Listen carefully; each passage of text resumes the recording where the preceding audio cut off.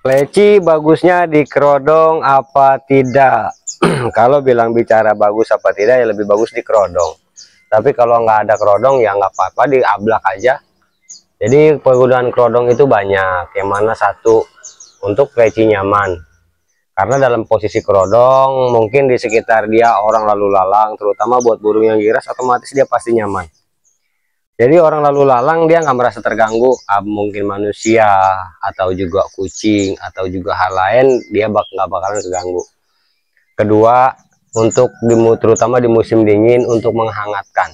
Jadi cuaca dingin terbawa dari angin itu tertahan dari kerodong. Jadi cuaca dalam kerodong itu bisa hangat. Walaupun secara saya sendiri belum pernah ngerasain yang namanya di kerodong, otomatis dia hangat karena ada terhalang dari kerodong. Jadi pas musim dingin bagusnya di kerodong.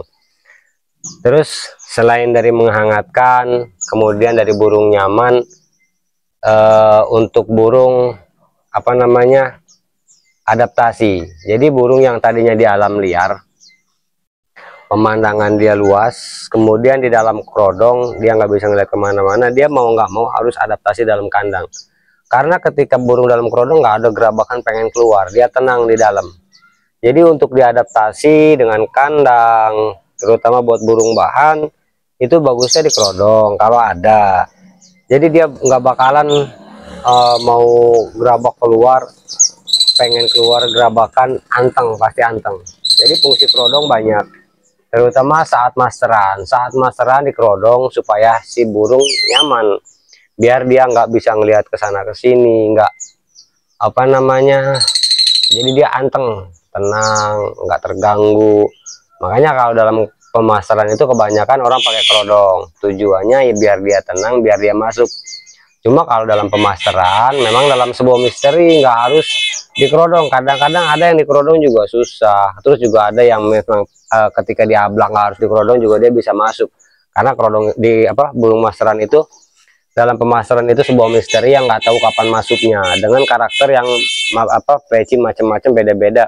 Ada yang pengen birahi rendah, ada yang pengen birahi tinggi. Nah jadi kalau untuk pemasaran memang kebanyakan di kerodong, tapi nggak menutup kemungkinan bahwa nggak di kerodong pun bisa masuk. Nah jadi fungsinya banyak. Kalau malam di kerodong itu biasanya buat fungsi nyamuk, terutama buat burung kenari. Burung kenari itu ringkih, jadi burung kenari itu ringkih dari yang namanya nyamuk. Kalau pleci masih agak mending, kalau kenari udah susah kalau udah kena nyamuk. Jadi malam itu bisa jadi nyamuk, dan juga bisa juga buat dari hama yang nama keleper. Jadi kalau burung nggak di kerodong dalam kandang, biasanya ketika malam itu banyak hama kecil seperti nyamuk, entah apa namanya, kupu-kupu kecil yang sekiranya berbahaya buat pleci, karena burung pleci apa aja dimakan. Jadi banyak teman-teman yang dulu pernah ngomong, burung ya jangan burung di alam nggak makan bebas, makan ini itu nggak masalah, kan burung di alam.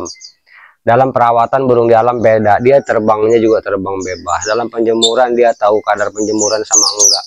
Kalau dalam kandang kan dia mau terbang kemana, paling diumbar juga sesekali kalau sempat, kalau nggak sempat ya nggak diumbar.